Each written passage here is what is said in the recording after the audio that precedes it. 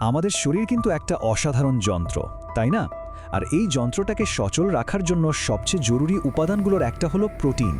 আজকের এই আলোচনায় আমরা ঠিক এটাই জানব, কেন এই পুষ্টিটা এত গুরুত্বপূর্ণ আর কিভাবে এর সঠিক ভারসাম্য আমরা বজায় রাখতে পারি। ব্যাপারটা বেশ অবাক করার মতো, তাই না? আমাদের চুল, ত্বক, মাংসপেশি, এমনকি রক্ত, এই সব কিছুর মূল ভিত্তিই কিন্তু প্রোটিন। তার মানে প্রোটিন ছাড়া আমাদের শরীরটা ঠিকঠাক চলতেই পারবে না। আর ঠিক এ কারণেই এর ব্যাপারে ভালোভাবে জানাটা আমাদের সবার জন্যই খুব দরকারি।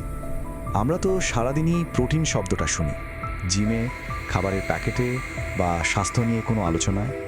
কিন্তু কখনো কি আমরা একটু থেমে ভেবে দেখেছি এই প্রোটিন জিনিসটা আসলে কি? চলুন আজ একটু সহজ করে ব্যাপারটা বোঝার চেষ্টা করি। সহজ কথায় বলতে গেলে প্রোটিন হলো আমাদের শরীরের বিল্ডিং ব্লক।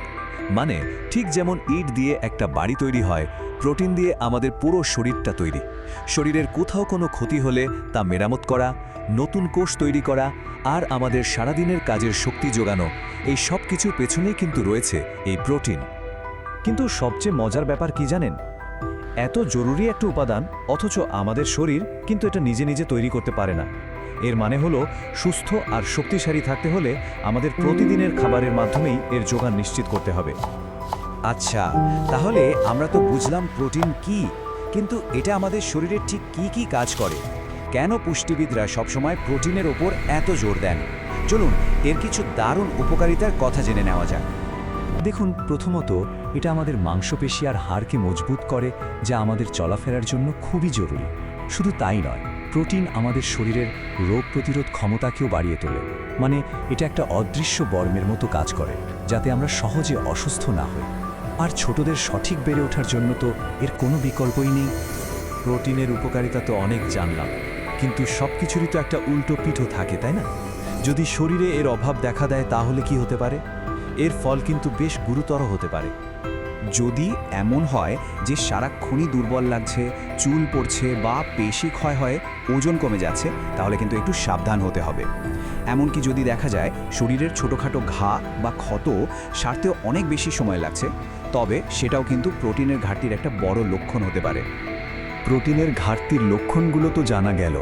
এখন আসল প্রশ্ন হলো, এই ঘাটতি এড়ানোর জন্য প্রতিদিন ঠিক কতটা প্রোটিন খাওয়া উচিত? চলুন সেই হিসাবটা এবার একটু জেনে নিই। এর একটা খুব সহজ সাধারণ নিয়ম আছে। শরীরের ওজন যত কিলোগ্রাম, প্রতিদিন প্রায় তত গ্রাম প্রোটিন প্রয়োজন। ধরুন কারো ওজন যদি 60 কেজি হয়, তাহলে তার দৈনিক প্রায় 60 গ্রাম প্রোটিন দরকার। বেশ সহজ, তাই না? তবে এই সাধারণ নিয়মটা কিন্তু বয়স আর শারীরিক অবস্থা অনুযায়ী কিছুটা বদলে যায়। যেমন শিশুদের বেড়ে ওঠার সময়ে দরকার হয় 15 থেকে 30 গ্রাম প্রোটিন, আবার একজন গর্ভবতী মায়ের চাহিদা বেড়ে দাঁড়ায় প্রায় 60 থেকে 75 গ্রাম। অর্থাৎ জীবনের এক এক পর্যায়ে এর চাহিদাও এক এক রকম। আমরা তো সবসময় শুনি প্রোটিন শরীরের জন্য খুব ভালো, কিন্তু কোনো ভালো জিনিসও কি প্রয়োজনের চেয়ে বেশি হলে খারাপ হতে পারে? প্রোটিনের ক্ষেত্রে উত্তরটা হলো হ্যাঁ, অবশ্যই হতে পারে। ভাবুন তো একবার, সঠিক পরিমাণে প্রোটিন যেখানে মাংসপেশিকে শক্তিশালী করে, সেখানে অতিরিক্ত প্রোটিন কিন্তু কিডনির ওপর চাপ তৈরি করতে পারে। পরিমিত প্রোটিন আমাদের শক্তি যোগায়, আর অতিরিক্ত প্রোটিন হজমের সমস্যা, এমনকি ওজন বাড়িয়ে দেওয়ার কারণও হতে পারে। তাই মূল কথাটা হলো ভারসাম্য। আর এটাই হলো আজকের পুরো আলোচনার মূল কথা।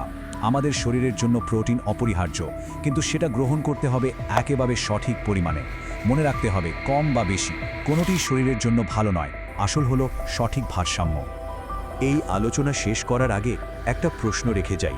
আমরা কি আমাদের প্রতিদিনের খাবারে প্রোটিনের সঠিক ভারসাম্যটা রাখছি? আমাদের শরীর কিন্তু এর উত্তরের ওপরই নির্ভর করে। একটু ভেবে দেখা দরকার, তাই না? আমাদের সাথে থাকার জন্য ধন্যবাদ।